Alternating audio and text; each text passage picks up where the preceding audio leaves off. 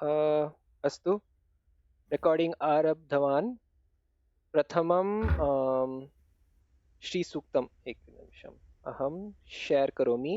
Tab window brave tab.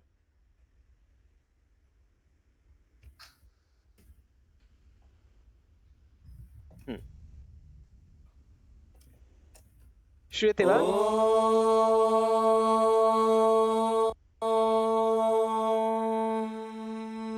श्रूयते खलु? हिरण्यवर्णां हरिणीं सुवर्णरजतस्रजां चन्द्रां हिरण्मयीं लक्ष्मीं जातवेदो महावः तां महावः जातवेदो लक्ष्मीमनपगामिनीं यस्यां हिरण्यं विन्देयं गामश्वं पुरुषानहम् अश्वपूर्वां रथमध्यां हस्तिनादप्रबोधिनीं श्रियं देवीमुपह्वये श्रीर्मा देवीर्जुषतां कांसोऽस्मितां हिरण्यप्राकारामार्द्रां ज्वलन्तीं तृप्तां तर्पयन्तीं पद्मे स्थितां पद्मवर्णां तामिहोपह्वये श्रियम् चन्द्रां प्रभासां यशसा ज्वलन्तीं श्रियं लोके देवजुष्टामुदारां तां पद्मिनीं शरणमहं प्रपद्ये लक्ष्मीर्मे नश्यतां त्वां वृणे आदित्यवर्णे तपसोऽधिजातो वनस्पतिस्तव वृक्षोऽथ बिल्वः तस्य फलानि तपसा नुदन्तु मायान्तरायाश्च बाह्या अलक्ष्मीः उपैतु मां देव सखः कीर्तिश्च मणिना सह प्रादुर्भूतोऽस्मि राष्ट्रेऽस्मिन् कीर्तिमृद्धिं ददातु मे क्षुत्पिपासामलां ज्येष्ठामलक्ष्मीं नाशयाम्यहम् अभूतिमसमृद्धिं च सर्वानिर्नुद मे गृहात् गन्धद्वारान्तुराधर्षान् नित्यपुष्टां करीषिणीम् ईश्वरीकुं सर्वभूतानां तामिहोपह्वये श्रियम् मनसः काममाकूतिं वाचः सत्यमशेमहे पशूनां रूपमन्नस्य मयि श्रीश्रयतां यशः कर्दमेन प्रजा भूता मयि सम्भव कर्दमा श्रियं वासय मे कुले मातरं पद्ममालिनीम् आपसृजन्तु स्निग्धानि चिक्लीतव समे गृहे निच देवीं मातरं श्रियं वासय मे कुले आर्द्रां पुष्करिणीं पुष्टिं पिङ्गलां पद्ममालिनीं चन्द्रां हिरण्मयीं लक्ष्मीं जातवेदो महावः आर्द्रां यः करिणीं यष्टिं सुवर्णां हेममालिनीं सूर्यां हिरण्मयीं लक्ष्मीं जातवेदो महावः तां महावः जातवेदो लक्ष्मीमनपगामिनीं यस्यां हिरण्यं प्रभूतं गावो दास्योऽश्वान् विन्देयं पुरुषानहम् यः शुचिः प्रयतो भूत्वा जुहुयादार्घ्यमन्वहम् श्रियः पञ्चदशर्चं च श्रीकामः सततं जपेत् पद्मानने पद्म ऊरू पद्माक्षी पद्मसम्भवे त्वं मां भजस्व पद्माक्षी येन सौख्यं लभाम्यहम् अश्वदायी गोदायी धनदायी महाधने धनं मे जुषतां देवी सर्वकामाश्च देहि मे पुत्रपौत्रधनं धान्यं हस्त्यश्वादिगवेरथम् प्रजानां भवसि माता आयुष्मन्तं करोतु माम् धनमग्निर्धनं वायुर्धनं सूर्यो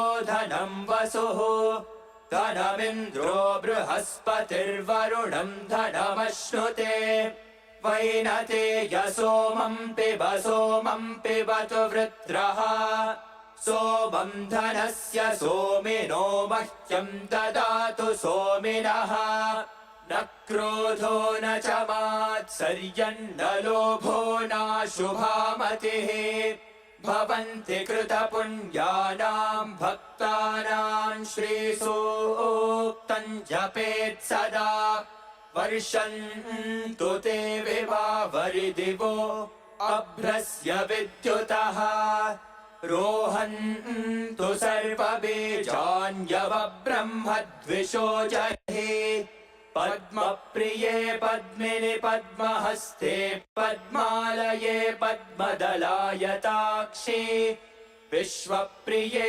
विष्णुमनोनुकूले त्वत्पादपद्मं मयि सन्निधस्त्वा या सा पद्मासनस्था विपुलकटितटे पद्मपत्रायताक्षी गम्भीरावर्तनाभिस्तनभरणभिता शुभ्रवस्त्रोत्तरीया लक्ष्मीर्दिव्यैर्गजेन्द्रैर्मणिघनखचितैः स्नापिता हेमकुम्भैः नित्यं सा पद्महस्ता मम वसतु गृहे सर्वमाङ्गल्ययुक्ता लक्ष्मीं क्षीरसमुद्रराजतनयां श्रीरङ्गधामेश्वरीं दासीभूतसमस्तदेववनितां लोकैकदीपां कुराम् श्रीमन्मन्दकटाक्षलब्धविभव ब्रह्मेन्द्रगङ्गाधरां त्वां त्रैलोक्यकुटुम्बिनीं सरसिजां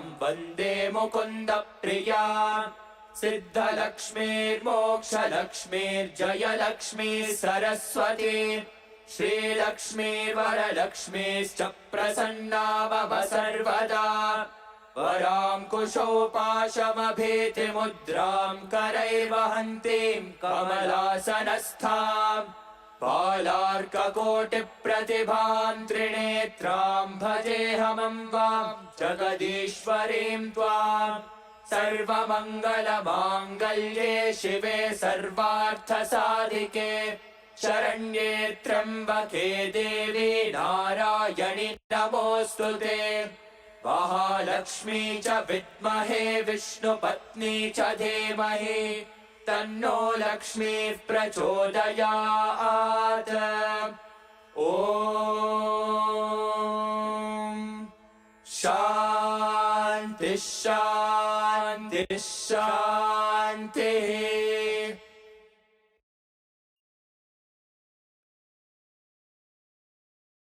अस्तु अधुना आरम्भं करोतु श्रीकर महोदय। नमस्सभायां सरस्वतये। अद्य कस्मिन् विषये चर्चा भविष्यति इति चेत् भारतीयसंविधाने धर्मस्य अथवा मतस्य विषये कः अभिप्रायः स्वीकृतः इति। अत्र प्रथमतया वक्तुम् इच्छामि, अहं विधिशास्त्रं पठन् अस्मि प्रातःशालायां। तत्र अस्मिन् विषये एव पठन् अस्मि। अस्मिन् विषये मम विशेषरुचिः अपि वर्तते, तदर्थम् इतोपि अधिकं पठन् अस्मि। यत्किञ्चिदपि जानामि तत्सर्वम् अत्र प्रस्तौमि। पीपीटी इत्यादि नास्ति, परन्तु यद्यत् अहं यस्मिन् विषये अहं वदामि तत्सर्वम् अहं दर्शयामि किमस्ति इति। प्रप्रथमं तु प्रश्नः आगच्छति, ऐ भो सेक्युलरिसम् इति कश्चन आङ्ग्लपदः, सः कथमिह संस्कृतभाषायां वयं वक्तुं शक्नुमः इति अस्मिन् एषः प्रश्नः पुरा एव स्वीकृतः विद्वांसिभिः तेषां मते कः विषयः समीचीनः इति चेत् अहं प्रदर्शयामि। अस्माकं संविधानं 22 लैंग्वेजेस् इति अस्ति। अहं शृणोति वा महोदय? 22 श्रूयते महोदय? श्रूयते 22 भाषाः सन्ति शेड्यूल्ड् लैंग्वेजेस् इति नाम्नीं। तत्र सर्वासु भाषासु अनुवादितं संविधानं वर्तते। तत्र संस्कृतभाषा अपि तत्र शेड्यूल्ड् वर्तते, तत्र उल्लेखिता वर्तते। सर्वे द्रष्टुं शक्नुवन्ति इति भावयामि। दृश्यते सेक्युलरिसम् इति पदस्य पश्यतु किमस्ति? We the people of India solemnly swear to constitute India into a sovereign, socialist, secular, democratic republic. पञ्चपदानि उपयुक्तानि। तत्र तृतीयपदः सेक्युलर् इति। अत्र तृतीयपदः अस्ति सम्प्रदायनिरपेक्षम्। अत्र अति समीचीनतया पदः स्वीकृतः इति मम अभिप्रायः। सम्प्रदायनिरपेक्षम्, सम्प्रदायं न अपेक्षते इति अत्र तत्र सुलभ अर्थः इत्येव वयं अवगन्तुं शक्नुमः। अत्र वयं द्रष्टुं शक्नुमः अस्माकं सेक्युलरिसम् इति पदस्य यः अर्थः वयं चिन्तयामः तद् अर्थः भिन्नः यत्र अस्माकं संविधानमध्ये कथम् उपयुक्तम् इति। श्रीकर महोदय, अहम् अत्र एकं विषयं वक्तुम् इच्छामि। अहम् अङ्गीकरोमि, परन्तु यथा सर्वे वदन्ति खलु नान् ट्रान्स्लेटेबल् अथवा अनुवादं सम्यक् न भविष्यति। अहं चिन्तयामि सम्प्रदायनिरपेक्षं बहु सम्यक् अस्ति। तर्हि वयं सेक्युलर् विहाय सम्प्रदायनिरपेक्षम् इति शब्दं स्वीकरणीयम् इति अहं चिन्तयामि। भवान् किं चिन्तयति अस्मिन् विषये? महोदय, संविधानं तु वस्तुस्तु आङ्ग्लभाषायामेव लिखितं। संविधानस्य इण्टर्प्रिटेशन् मीमांसा अपि आङ्ग्लभाषया एव भवति। परन्तु अस्माकं विधिसंस्था कीदृशी इति चेत् पदः कीदृशः अपि उपयुक्तः भवतु, पदं किं शब्दः किमपि शब्दः कीदृशः अपि वा उपयुक्तः भवतु, किमपि पदं वा भवतु, तस्य पदस्य मीमांसा या भवति सा एव विधिः। नाम whatever the word may be, interpreting that word, the interpretation of that word shall be the law इति कश्चन मीमांसायाम् अस्ति। विधिमीमांसा इति वयं स्वीकर्तुं शक्नुमः। तत्पूर्वं सेक्युलरिसम् इति पदस्य उत्पत्तिः कथम् अभवत् आङ्ग्लभाषायां पाश्चात्यदेशे इति वयं प्रथमं पश्यामः। पाश्चात्यदेशे कुत्र इति चेत् आधुनिककाले इटली देशे, इटली, स्पेन्, फ्रान्स् इत्यादि देशेषु रोमन् कैथलिक् राज्यम् आसीत्, यत्र राजा भवति, राज्ञः राज्ञं प्रति अधिकारः कथम् आगच्छति? अस्माकं संविधानमध्ये we the people of India solemnly swear constitute India into, नाम वयं सर्वे भारतीयाः वयम् एकीभूत्वा वयं वदामः यत् भारतदेशं सोशलिस्ट् सेक्युलर् डेमोक्रेटिक् रिपब्लिक् भवति इति। तर्हि अधिकारः कुत्र इति चेत् भारतीयानां कृते एव अधिकारः। हम्म, तदर्थं वयम् एकं डेमोक्रेसी जनतन्त्रम् इति वक्तुं शक्नुमः। राज्ञः की कथम् अधिकारं प्राप्तवन्तः?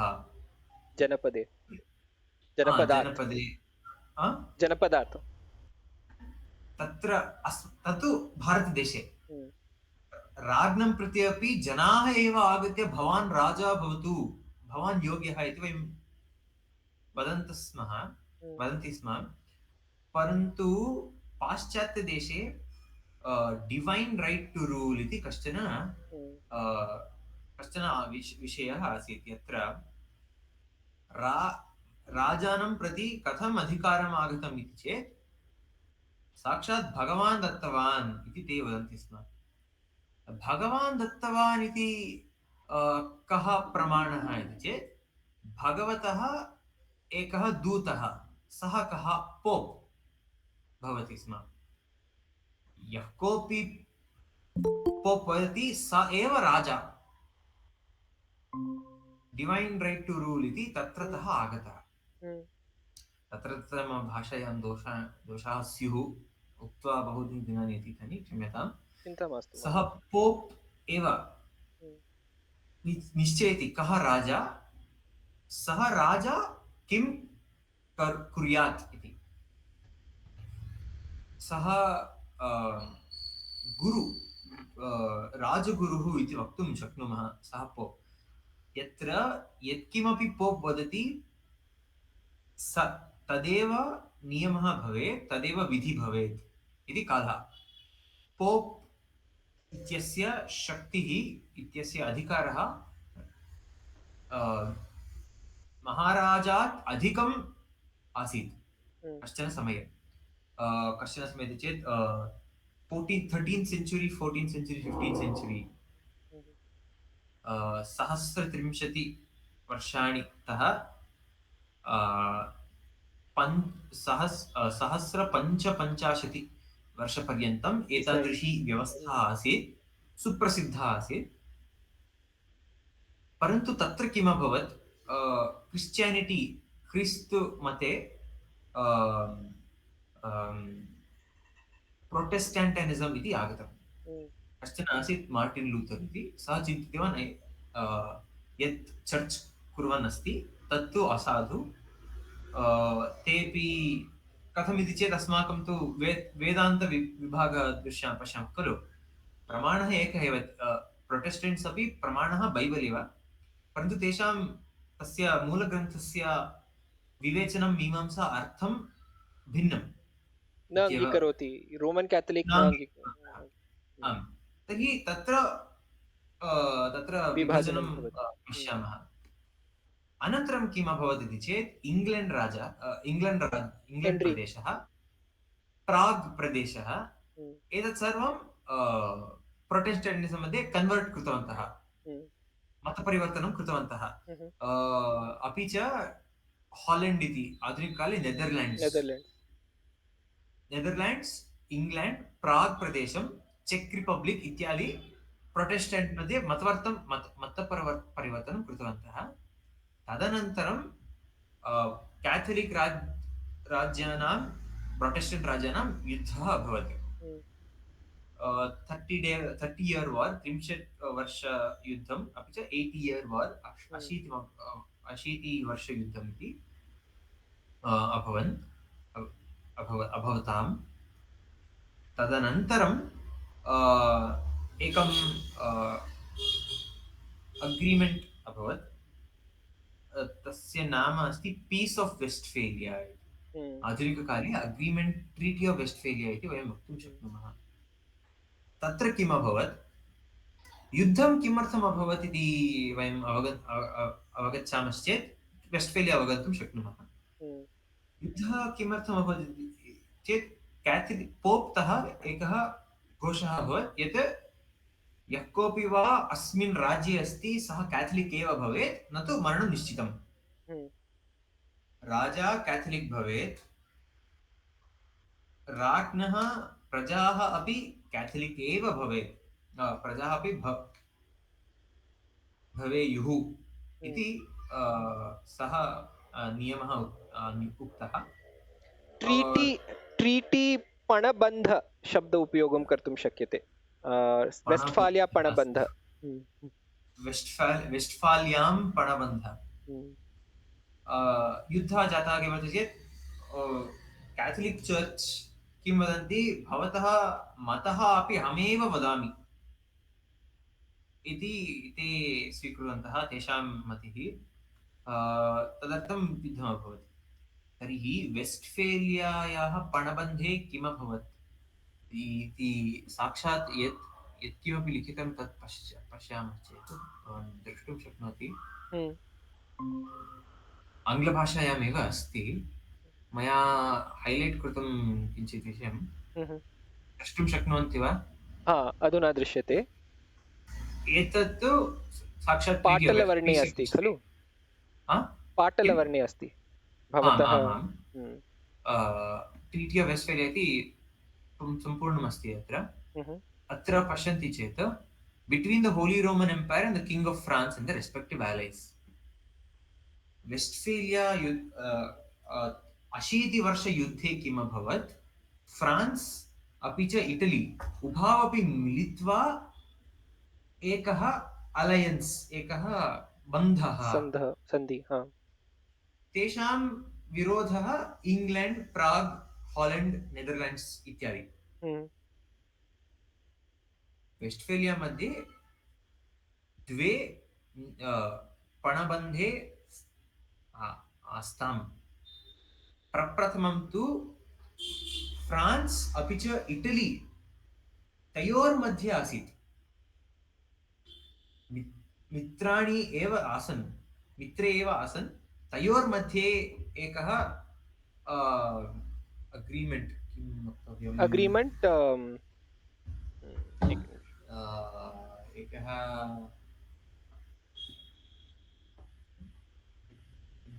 वदामि एकनिमिषम्। कृपया।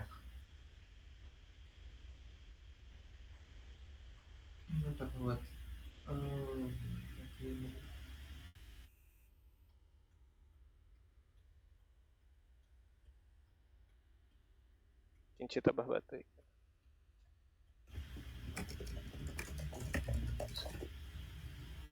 अलायन्स् सम्मैत्री, हाइलाइटिंग उद्वर्ण, अग्रीमेंट सहमति, सहचार अपि वक्तुं शक्यते। सहचार,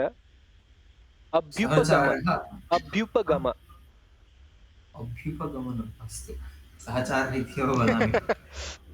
सः एकः सहचारः तयोर्मध्ये किम् अस्ति चेत्, भवान् कैथलिक्, अहं कैथलिक्, उभावपि मिलित्वा वयं किं वदामः,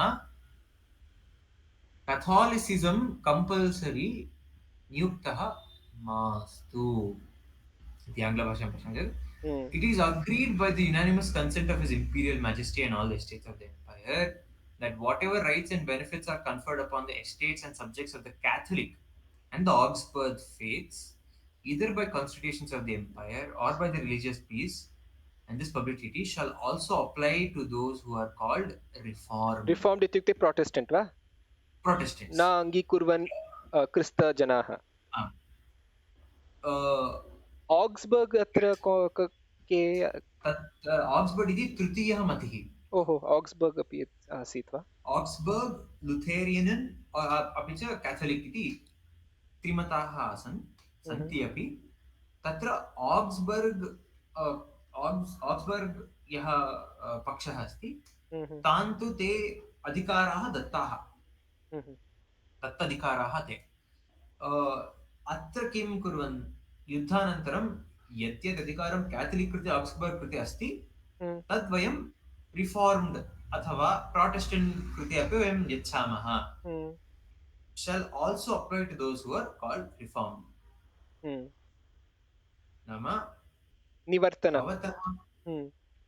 किं रिफॉर्म, निवर्तन, निवर्तिताः, निवर्तिताः। तत्र किम् अभवत्, भवतः मतः, भवतः धर्मः भवानिव स्वीकरोतु, अत्र राष्ट्रस्य कोऽपि भेदः न भविष्यति। परन्तु तत्र ये सोल्यूशन् अतः कन्क्लूजन् अस्ति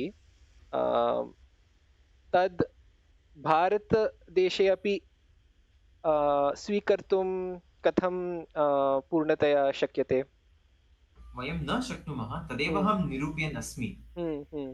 यत्र अत्रतः प्रारब्धम् अभवत् सेक्युलरिसम् इति कश्चन विषयः। अनन्तरं रोमन् कैथोलिक् चर्च् कृते एव भवान् असमीचीनं कुर्वन् अस्ति इति तदनन्तरं रेनेसान्स् अभवत्, यत्र रोमन् कैथोलिक् चर्च् तं धिक्कारं कृतवन्तः। तत्र किमभवत्, यत्र पोप् यत्किमपि वदति तदेव नियमः आसीत्। अत्र किमभवत्, चर्च् अपि च राष्ट्रमध्ये कश्चन भेदः सञ्जातः। तदेव वयं सेक्युलरिसम् इति अवगन्तुं शक्नुमः। यत्र पाश्चात्यविषये राजा एकः एव, राजा किमपि वा भवतु, तस्य विषयाः चर्च् तः न आगच्छन्ति। केवलं सः राजा एव चिन्तितव्यः, चिन्तनीयः, स एव वक्तव्यः इति विचारः सेक्युलरिसम् इति तत्रतः आगतः। अनन्तरं सेक्युलरिसम् इति अन्यः विषयः कुत्र इति चेत् US कान्स्टिट्यूशन् मध्ये, युनैटेड् स्टेट्स् आफ् अमेरिका, अमेरिकादेशस्य संविधाने किमभवत्, फस्ट् अमेण्ड्मेण्ट् इति ते कृतवन्तः। अत्र भवन्तः फस्ट् अमेण्ड्मेण्ट् एक्साक्ट् वर्ड्स् द्रष्टुं शक्नुवन्ति। काङ्ग्रेस्, तेषां parliament, shall make no law respecting any establishment of religion. धर्मस्य कृते कोऽपि नियमः काङ्ग्रेस् न रचयितुं योग्यः, शक्तः। परन्तु इन् गाड् वी ट्रस्ट् अस्ति खलु? इन् गाड् दे ट्रस्ट्, आम्। तत्र किं ते वदन्ति, गाड् भवतु, चर्च् भवतु, यः कोऽपि वा धार्मिकसंस्था भवतु, संस्थानां निबन्धः वयं न कुर्मः। ते किं, वयं नास्तिकाः इति न वदन्तः सन्ति। वयं तव संस्थायाः निबन्धनां न कुर्मः इति। No law respecting an establishment of religion, prohibiting the free exercise thereof, free exercise of religion. भवान् किमपि धर्मं स्वीकर्तुं शक्नोति, वयं मध्ये न आगच्छामः इति तत्र संविधानं। तत्तु प्रप्रथमं रिलिजन्, तदनन्तरं फ्रीडम् आफ् स्पीच् इत्यादि आगच्छति। वेस्ट्फेलिया अपि च रेनेसान्स् अनन्तरम् एतत् प्रप्रथमवारं सेक्युलरिसम् इति कश्चन विषयः आगतः, यत्र राष्ट्रः नाम स्टेट् इति चेत् लीगल् भाषायां, विधिभाषायां स्टेट् नाम केवलं कर्णाटक स्टेट् इति न, कश्चन देशः, तत्तु स्टेट् इति वयं कथयामः। अस्तु। राष्ट्रः कदापि धार्मिकसंस्थायां नियमः न रचयति। It shall not interfere in the religious matters इति। तत्र एतद् विषयः स्थापितः, एषः विषयः स्थापितः। परन्तु तत् भारतदेशे न द्रष्टुं शक्यते खलु? न पश्यामः। भारतदेशे किम् अस्ति, सेक्युलरिसम् नाम separation of church and state इति वयं पाश्चात्यदेशे वयम् अवगच्छामः। परन्तु भारतदेशे कथम् अस्ति, HRNC अस्ति, किम् HRNC अपि अस्ति, उल्टा अस्ति अत्र। उल्टा, भारतदेशे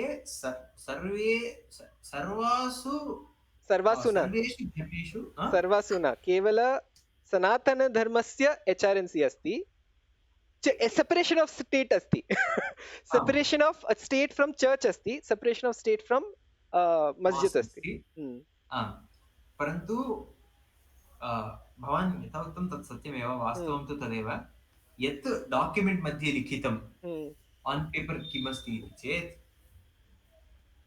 राष्ट्रः सर्वेषु धर्मेषु मध्ये गन्तुं शक्नोति, गच्छेत् अपि। वयं संविधानं पश्यामः एकक्षणं, संस्कृतभाषायाः एव पश्यामः।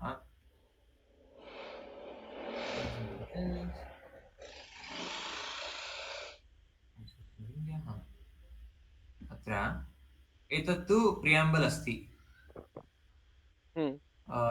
सम्प्रदायनिरपेक्षं विधातुम् अस्तु। अत्र आर्टिकल् 29 इति वयं पश्यामः प्रथमं। The secularism was introduced in 1975 आम् एवम्, एक्चुअली सेक्युलरिजम नासीत् by Indira Gandhi. Emergency provision खलु। तद्विषये अपि अहं वदामि। अत्र सोशलिजम् अपि तदपि अनन्तरमेव आगतं। भवान् पश्यन्तु,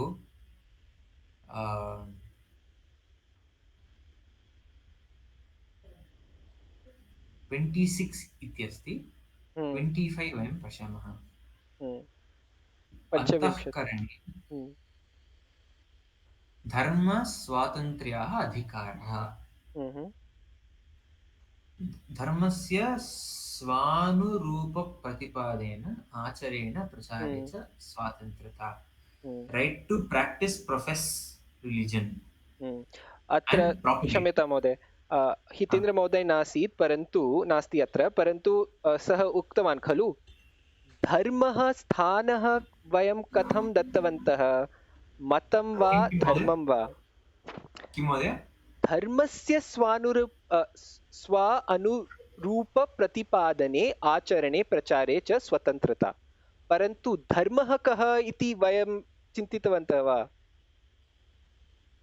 अत्र किं भवति, 26 आगत्य वदति धार्मिककार्याणां प्रबन्धस्वातन्त्र्यता। अत्र धार्मिकसम्प्रदायः तस्याः विभागः वा धार्मिकसम्प्रदायः इति आगच्छति। आर्टिकल् 26 मध्ये आङ्ग्लभाषायां कः शब्दः इति चेत् रिलिजियस् डिनामिनेशन् इति। परन्तु प्रायशः अत्र एव क्लेशः भवति खलु। is denomination dharma, and should that comparison have been made? Religion इति अत्र कोऽपि डेफिनेशन् अर्थं न दत्तं। वयं किं चिन्तयामः तदेव रिलिजियन्। अस्माकं देशे रिलिजियन् नाम केवलं 5 अथवा 6 सन्ति। हिन्दू सनातनधर्मं, हैन्दवधर्मं, सम्प्रदाय विषये अस्ति, आस्तिक नास्तिक अपि अस्ति खलु, बौद्ध जैन सिख, अत्र ते हिन्दू धर्ममध्ये एव आगच्छन्ति संविधानदृष्ट्या। यदि अहं हिन्दू मैरेज एक्ट पश्यामि, तत्र हिन्दू मैरेज केवलं हिन्दूनां हैन्दवानाम् इव न, जैनानां बौद्धानां च अपि वर्तते। परन्तु अत्र कोलोनियल् दृष्टिकोण अधुना अपि अस्ति खलु। एतानि सर्वाणि एकस्थानं, परन्तु अन्यदेशात् आगत्य ये मतानि सन्ति तेषां कृते अन्य नियमाः न वा? आं सत्यं, अम्बेड्कर् महोदयस्य वयं पुस्तकं पश्यामः चेत् तेषाम् एकं पुस्तकमस्ति, इण्डिया पार्टिशन् आफ् पाकिस्तान् इति। तत्र तैः सम्यक्तया अधीतं यत् तेषां मध्ये किमर्थं पार्टिशन् भवति, धर्मरीत्या एव अस्ति। कः सः धर्मः?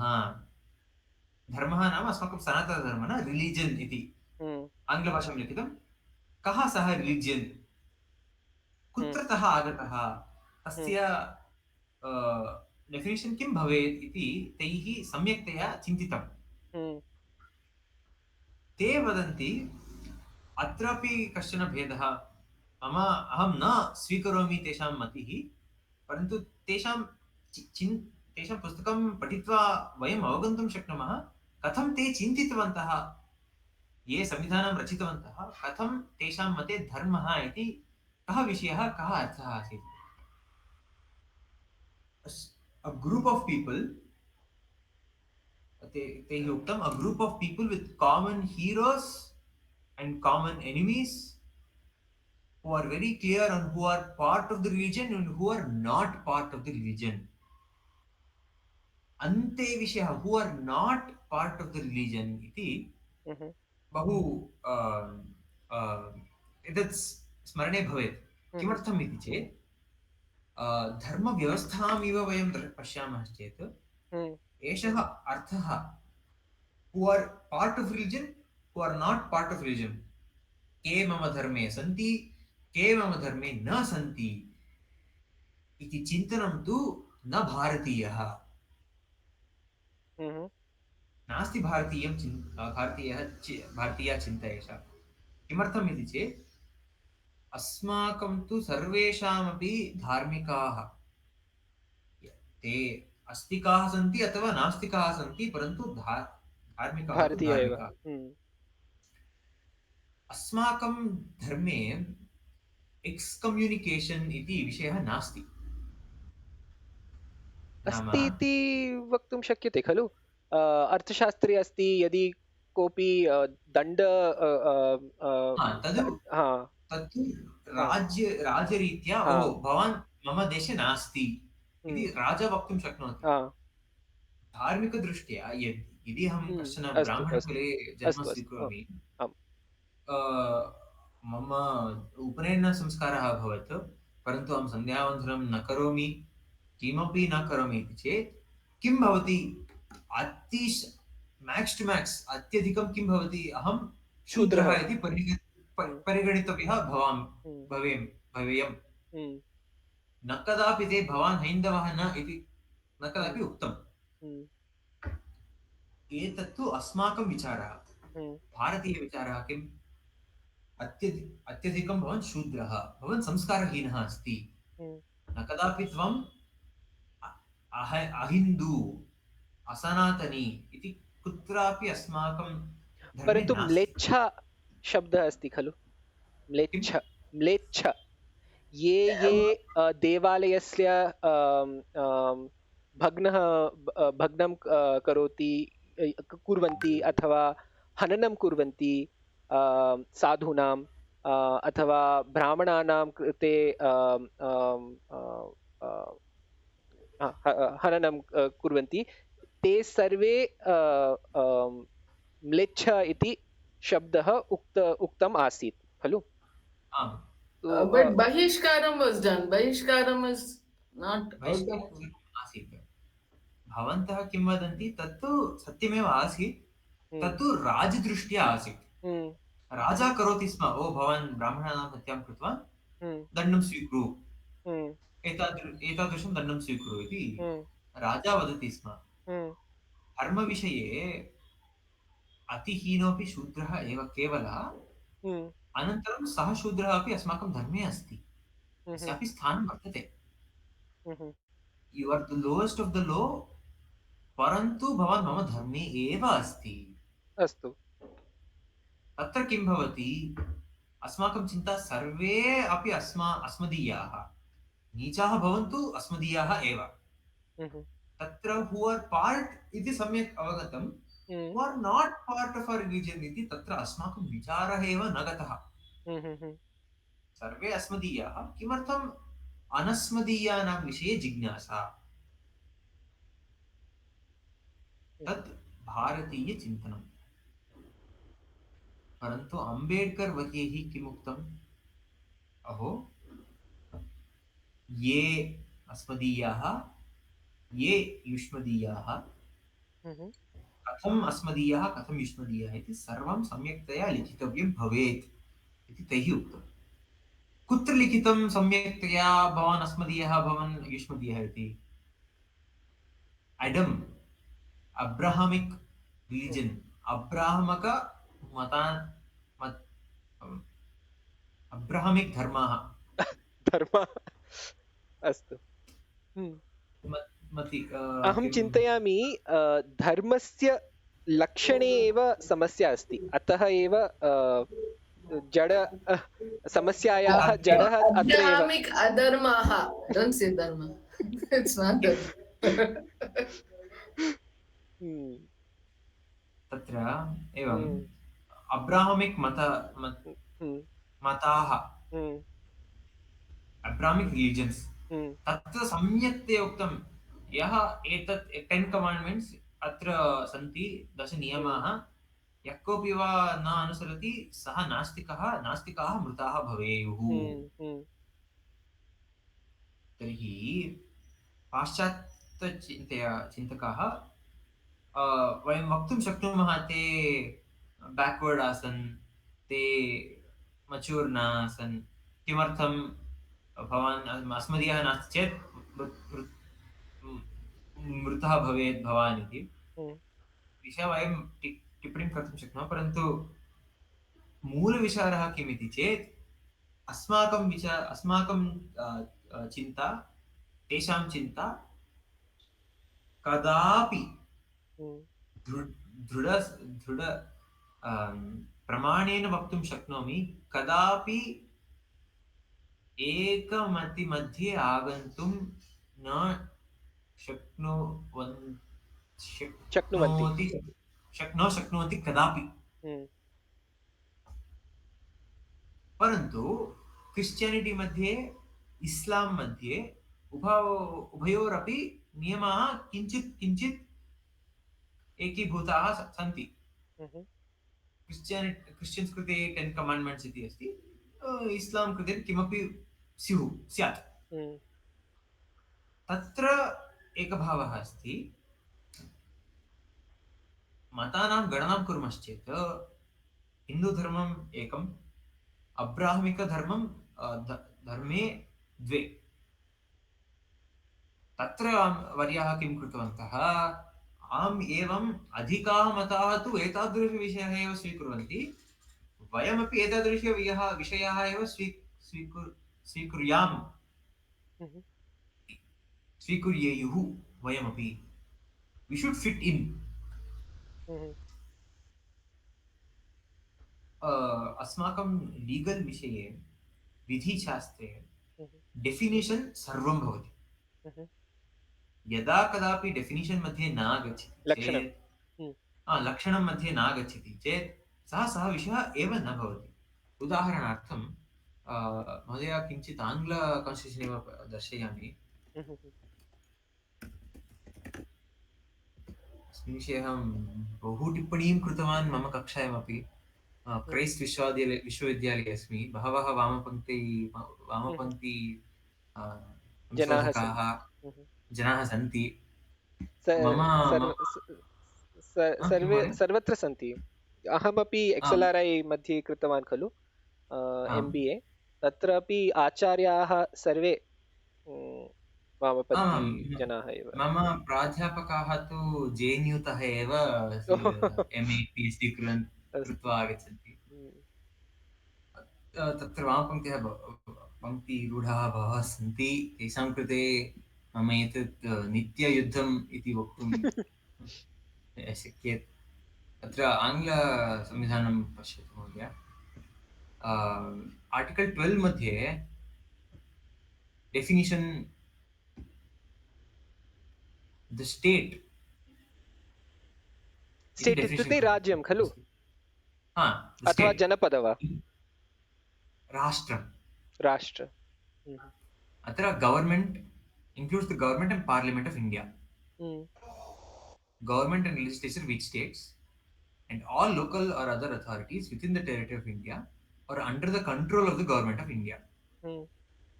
अत्र किं भवति, स्टेट् इति पदं ते पुनः पुनः उपयुज्यन्ते। अत्र गच्छतु, the state shall not deny to any person. So क्रिया केन कृता इति चेत् स्टेट्। स्टेट् कः इति चेत् अत्र दत्तं। यदि कश्चन संस्था अस्मिन् डेफिनिशन् अस्मिन् लक्षणे न लक्षणे आपतति तर्हि सा संस्था स्टेट् नास्ति सा संस्था भवतां फण्डमेण्टल् रैट्स् दत्तुम् अयोग्यः तत्र भवान् अवगच्छति चेत् किमर्थं डेफिनिशन् मुख्यः इति अवगतं वा आम् संस्कृतटिप्पण्यां आम् ड्यूटीस् शब्दः कः किं रैट्स् अधिकारः वा कर्तव्य कर्तव्य कर्तव्य कर्तव्याः अर्थात् संस्कृत संविधान अनुवादे अधिकाराः सन्ति फण्डमेण्टल् रैट्स् अधिकाराः सन्ति कर्तव्याः मूलभूताधिकारः फण्डमेण्टल् रैट्स् मूलभूताधिकारः अस्ति अत्र फण्डमेण्टल् ड्यूटीस् इति चेत् एवं भवति अहं पश्यामि मूलकर्तव्यानि फण्डमेण्टल् ड्यूटीस् मूलकर्तव्यानि इत्येव अस्ति अत्र डेफिनिशन् पश्यतु महोदय यदि डेफिनिशन् मध्ये स्टेट् न आगच्छति तर्हि so fundamental rights are enforceable only against the state भवान् कश्चन प्रैवेट् कम्पनी मध्ये स्थित्वा अहम् इक्वालिटी इच्छामि चेत् तत् अनुचितं केवलं गवर्नमेंट नाम गवर्नमेंट ऑफिस मध्ये गवर्नमेंट एम्प्लॉयमेंट मध्ये पार्लिमेंट मध्ये भवतः फण्डमेण्टल् रैट्स् भवद्भिः दीयते कः यच्छति इति चेत् स्टेट् तदर्थं स्टेट् इति डेफिनिशन् बहु मुख्यं भवति तथैव रिलीजियन् इत्यपि डेफिनिशन् भवेत् इति वयं सर्वे चिन्तयामः परन्तु नास्ति वा Is Hinduism a religion? That's what I'm saying. I think समस्या No, not. धर्मस्य लक्षणे एव समस्या अस्ति अतः एव क्लेशाः भवन्ति महोदय अन्य विषयः सो किञ्चित् आङ्ग्लभाषा मध्ये उपयुज्यते मया अस्माकं संविधानस्य रचनपद्धतिः एव कीदृशः इति चेत् धर्मस्य विषये पाश्चात्यदृष्ट्या एव लिखितम् इति नास्ति कोऽपि संशयः तत्र प्लेजरिसम् आम् प्लेजरिसम् वा प्लेजरिसम् इति न तत् मीन् भवति खलु copy from my homework but change plagiarism so the teacher doesn't find out तथा ते स्वीकृतवन्तः अनन्तरं महोदय अत्र आर्टिकल् 26 सो 25 मध्ये रिलीजियन् इति डेफिनिशन् नास्ति 26 मध्ये freedom to manage religious affairs अत्र पश्यन्तु subject to public order morality and health every religious denomination or any section thereof shall have the right to establish maintain four rights santi tatra अत्र अस्मिन् वाक्ये पश्यन्तु subject to public order morality health अस्मिन् वाक्ये वयम् अवगन्तुं शक्नुमः अस्माकं secularism separation of state and church नास्ति अर्थात् सेक्युलर् शब्द निष्कासयितुम् आवश्यकम् अस्ति खलु आम् आम् But what is the meaning of health? Swasthya? What swasthya artha ki? So that's how they say like this prasadam should not be given. It'll harm the health of children, things like that. Hyderabad nagare asit kopi matsyasya mukhe laddu kinchit aushadhi dattva what is that asthma आस्त्मा आर्थम आरोग्यम दत्तवान् कोऽपि परन्तु I guess coating health न कर्तुं शक्यते इति NGO उक्त्वा I think court also न्यायालय अपि एवं अङ्गीकरोति कृतवती सम्यक् उक्तं यथा न्यायालयः मध्ये आगतः अत्र विषयः एव सर्वत्रापि राष्ट्रः भवति सूपर्वैसिङ्ग् पेरेण्ट् इति वक्तुं शक्नुमः कार्यं करोतु यदि सम्यक् नास्ति चेत् अहम् आगत्य स्थापयामि तत्र स्थगितं करोमि इति अस्मिन् वाक्ये एव अस्ति किं पाश्चात्य अर्थे सेक्युलरिजम् सेपरेशन् आफ् स्टेट् भारतीय अर्थे तद् न भारतीय अर्थे fusion of state into religion into the church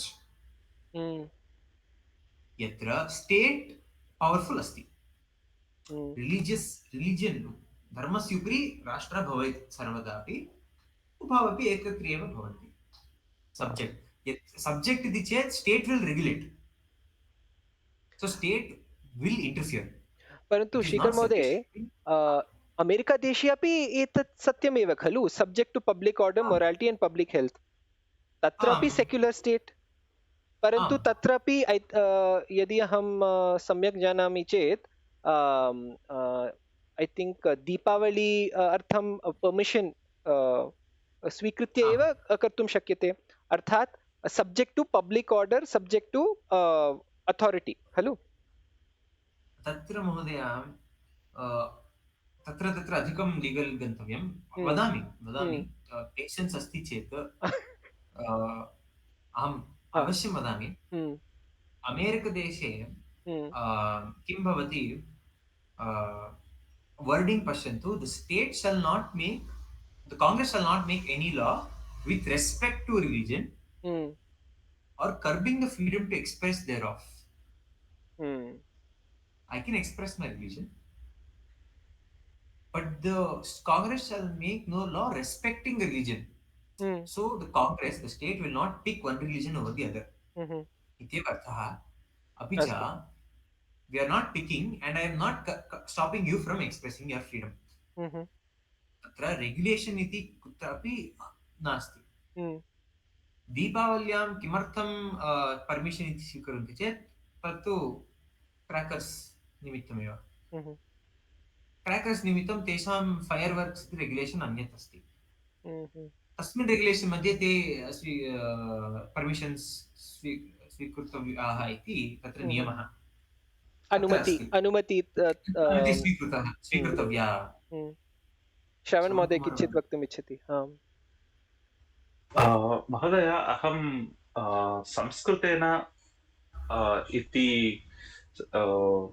व्यवहारं I could not express that, but I got a thought while discussing this.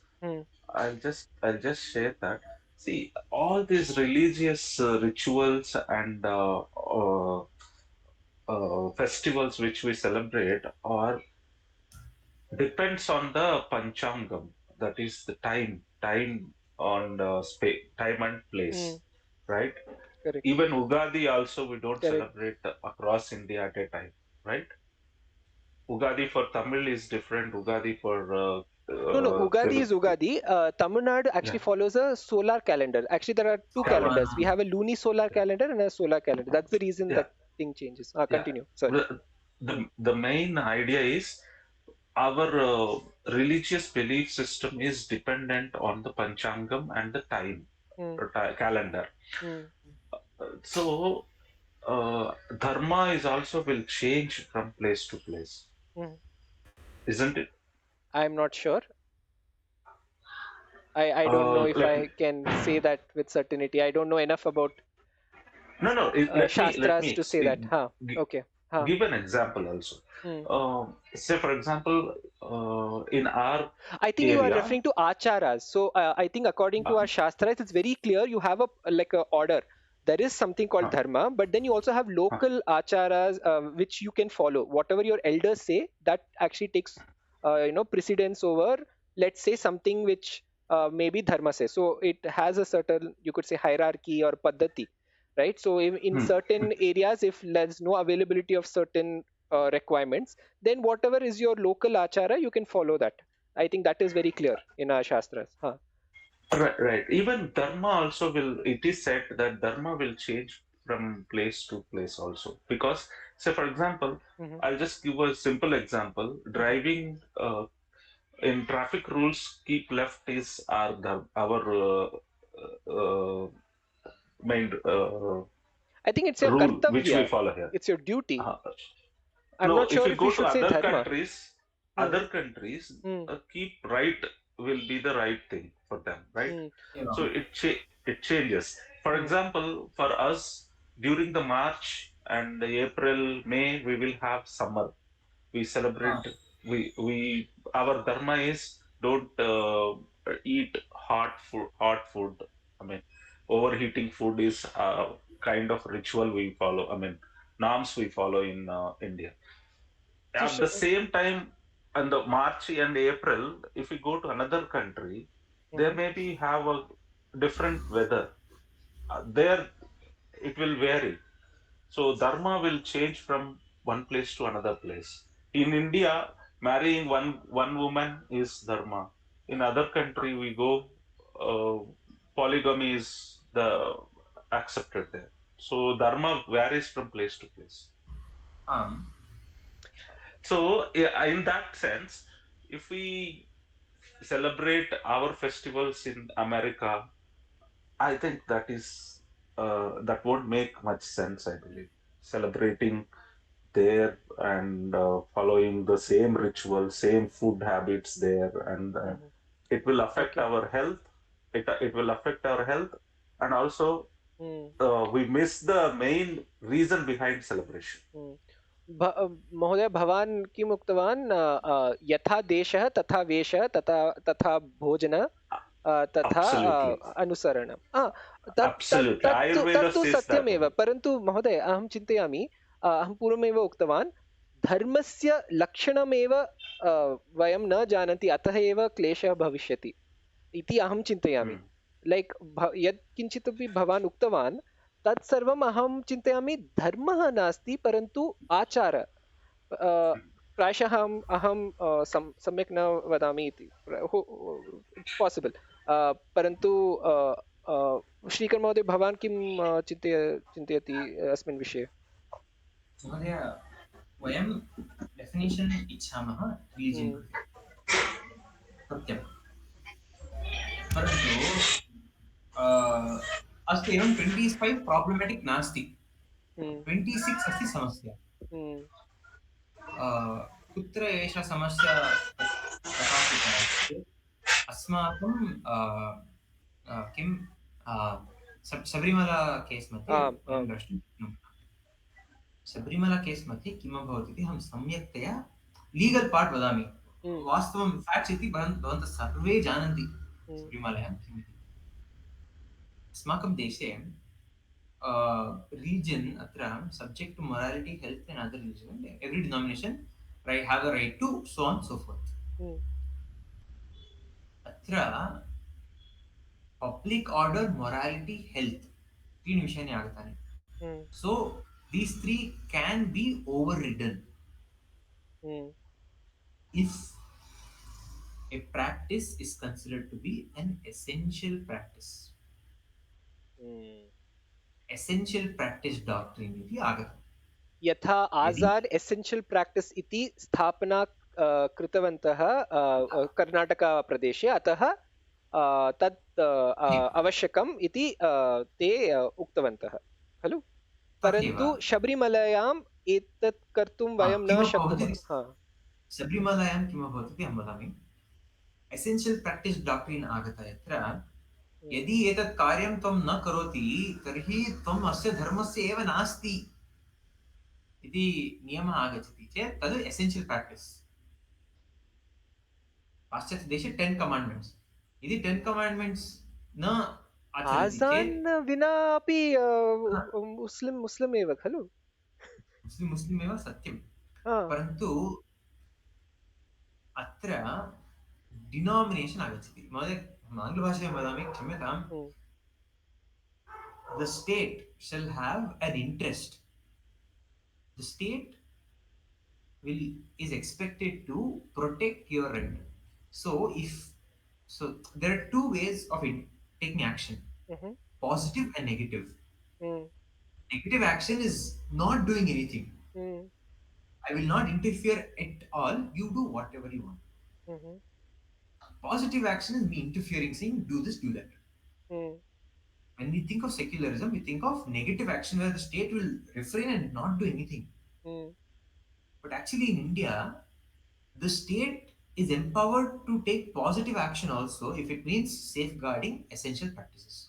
परन्तु अत्र क्लेशः भवति अधिकारः कथम् आगच्छति जनपदाः एव शक्ति ददाति खलु परन्तु केचन जनाः अस्मिन् विषये कथं निर्णयं स्वीकर्तुं शक्नुवन्ति तदपि वैलिड् क्रिटिसिसम् एव कोर्ट्स् मध्ये यः अध्यक्षः अस्ति न्यायाध्यक्षः स एव शक्तः एसेन्शियल् प्राक्टिस् किम् इति वक्तुं परन्तु न सः अध्यक्षः धर्मे पारङ्गतः अस्माकं डी.वै. चन्द्रचूड इति भवन्तः स्मरन्ति एव इति अहं चिन्तयामि चीफ् जस्टिस् आसीत् भारतदेशस्य तस्य पिता वै.वि. चन्द्रचूड इति आसीत् सः वै.वि. चन्द्रचूड शाबानो केस् मध्ये सः जड्ज् आसीत् शाबानो केस् मध्ये कुरान् पुस्तकस्य इण्टर्प्रिटेशन् कोर्ट् कृतं न्यायालयः कृतः तत्र primary criticism was he is not an expert in Islam law or Quran. Why is he interpreting? Same criticism came in the Sabrimala case. So what happened in the Sabrimala case? Religious denominations. So essential practices belong to religious denominations. If a certain denomination is there, then that denomination's essential practice will be protected to the extent where I will intervene to protect you. I will stop someone else if it means I am protecting your essential practice. डिनोमिनेशन् इत्युक्ते पन्थ् इति वक्तुं शक्यते वा सम्प्रदाय वा पन्थ इत्येव भवेत् अस्ति खलु तत्र प्रायशः सम्प्रदाय इति लिखितम् अस्ति संस्कृत अनुवादे कस्यापि धर्मविशेषस्य अभिवृद्ध्यर्थः न तस्य प्राक् धार्मिकसम्प्रदायः आम् पङ्क्तिसम्प्रदायः तस्य सम्प्रदायस्य अत्र शबरीमला मध्ये वाट् इस् द डेफिनिशन्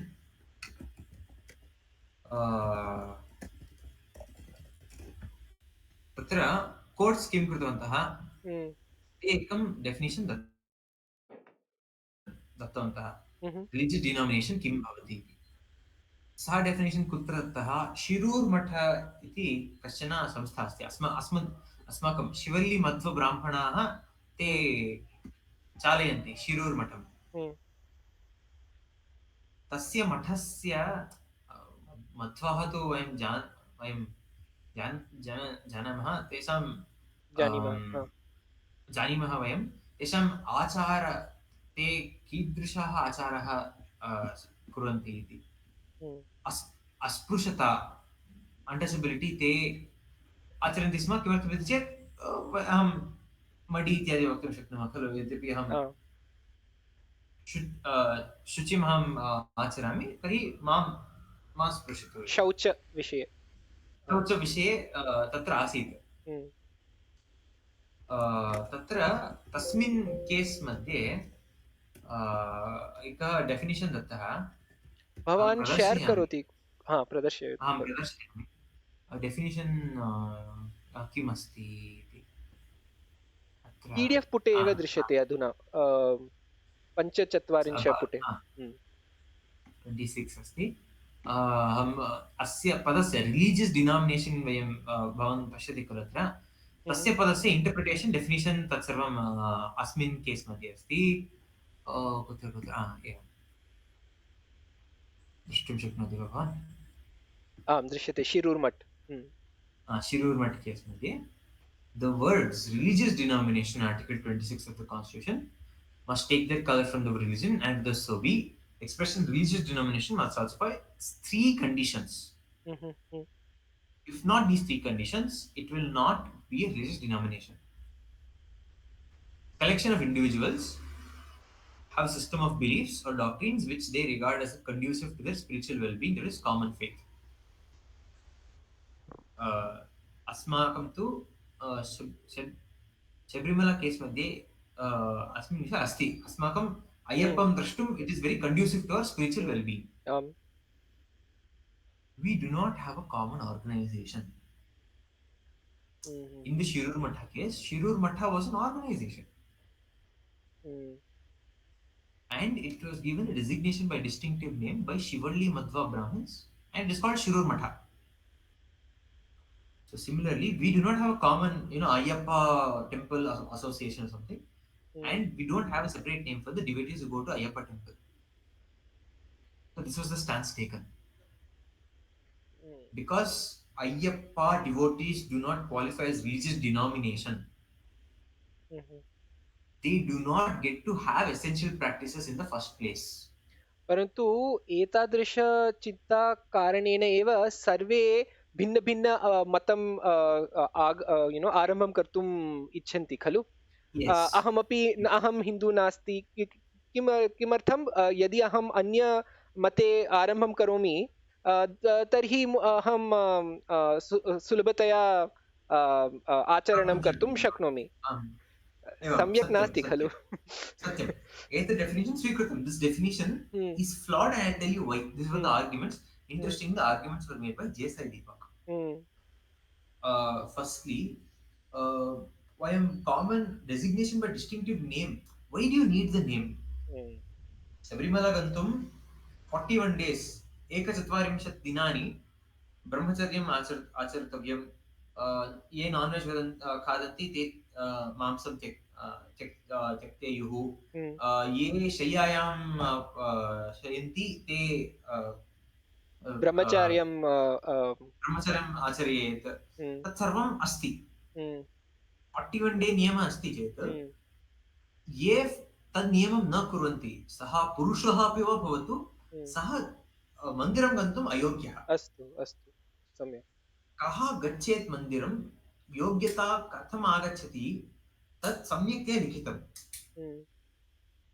यदि नियमाः सन्ति तर्हि किमर्थं वयं रिलीजियस् डिनोमिनेशन् न स्मः?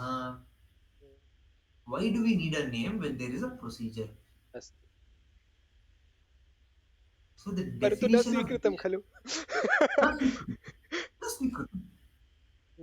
Religious denomination definition was taken as is. They did not make any modification. Worst part, अति बाधाकर विषयः अस्मिन् जड्ज्मेंट यदस्ति तस्य रचयिता चीफ जस्टिस आसीत् तस्मिन् काले. तस्य नाम आसीत् दीपक मिश्रः. सः तेन you don't have a distinct name, you do not have a common organization, you are not a religious denomination, you do not get to have essential practices. And this is insulting in my opinion. He went on to say the Hindu religion as a whole does not prevent women's entry into any temple, so you cannot possibly say prevention of entry of women in Sabarimala temple is an essential practice. Yes, ज्ञानं तस्य कृते ज्ञानं नास्ति, सः अधिकारः भवेत् चेत् परिणामः एतादृश एव. सः जन्मतः ब्राह्मणः, परन्तु कथं तस्य आङ्ग्लभाषायां रेज् बेट् इति वदन्ति खलु. This whole judgment is rage bait. पठामि. परन्तु धर्मस्य स्थितिः अपि प्रदर्शयति खलु. ये अधिकाराः सन्ति, ये न्यायालये सन्ति, ते सर्वे सम्यक् धर्मस्य विषये न जानन्ति, परन्तु अस्मिन् उपरि निर्णयं दातुम् अवसरः प्राप्नोति खलु. आम्, तत्र महोदय अस्मिन् विषये के अज्ञानिनः इत्यपि वयं न वक्तुं शक्नुमः. कति एक्स्पर्ट् विट्नेसेस् न आसन्. सर्वेषां विट्नेस् ये सन्ति तेषां सर्वमपि यत्किमपि उक्तं तद् अस्मिन् जज्मेण्ट् मध्ये एव अस्ति. Oh this witness has said the following testament. तद् सन् अपि ते एतादृशः कश्चन जज्मेण्ट् दत्तवन्तः कथं मौढ्यं पश्यन्तु तत्र अस्मिन् डेफिनिशन् केवलं पाश्चात्यानां प्रोटेस्टेण्टिसम् distinctive name, common organization, they have a separate church, and for them it is conducive to their spiritual well-being. In Hinduism, the Shirur Math case was an exception. It is not the norm of Hinduism. Arguably, the rules, regulations, and organization or the agamas followed in this Sabrimala temple is much more prominent and much more distinctive than Shirur Matha. Yet Shirur Matha enjoys the privilege because it is called Shirur Matha. महोदय केवलं नाम नास्ति इति ते न स्वीकृतवन्तः. नाम, name. How long does it take to give a name? एवमेव इच्छुकामश्चेत् तद् नेक्स्ट् डे मध्ये एव एकम् असोसियेशन् प्रारब्ध्वा वयं सेपरेट् नेम् इति वयं कर्तुं शक्नुमः. तर्हि किमर्थं तत् केटेगरी अस्ति रिलीजियस् डिनोमिनेशन् कृते?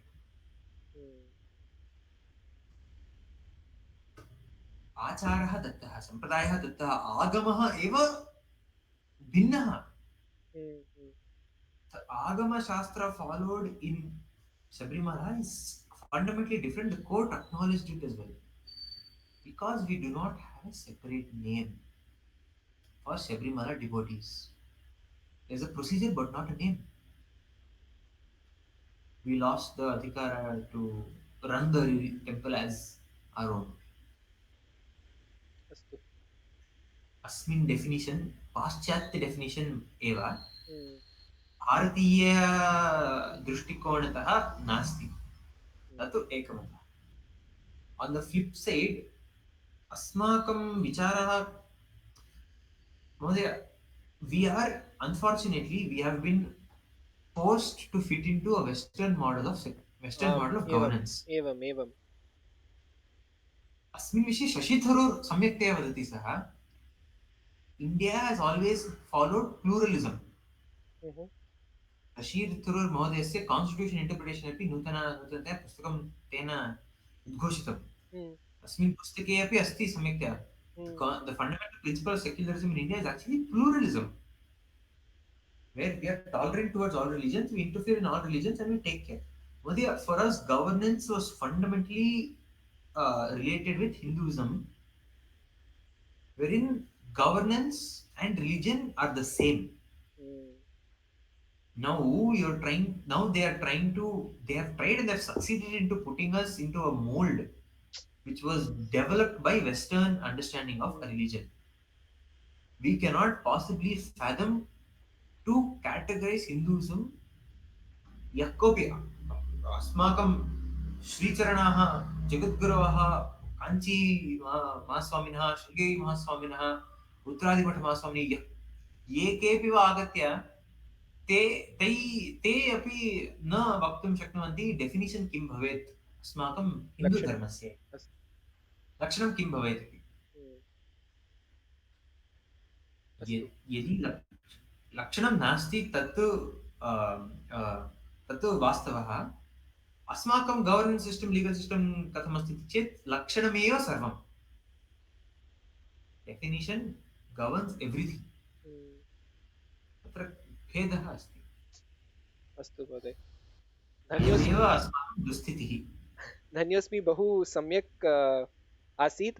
अहं चिन्तयामि यदि अन्यजनाः अपि एतत् पश्यन्ति चेत् बहु लाभं प्राप्तुं शक्नुवन्ति इति. श्रवण महोदय, अत्र एव स्थापयामः खलु? We'll stop here. Okay. Because we actually exceeded time. धन्योस्मि Shrikar महोदय. धन्योस्मि श्रीकर महोदय. अहं पतञ्जलि योगसूत्राणि पठन्तु अग्रिमवास. किञ्चित् शीघ्रम् आगच्छतु महोदय, श्रवण महोदय.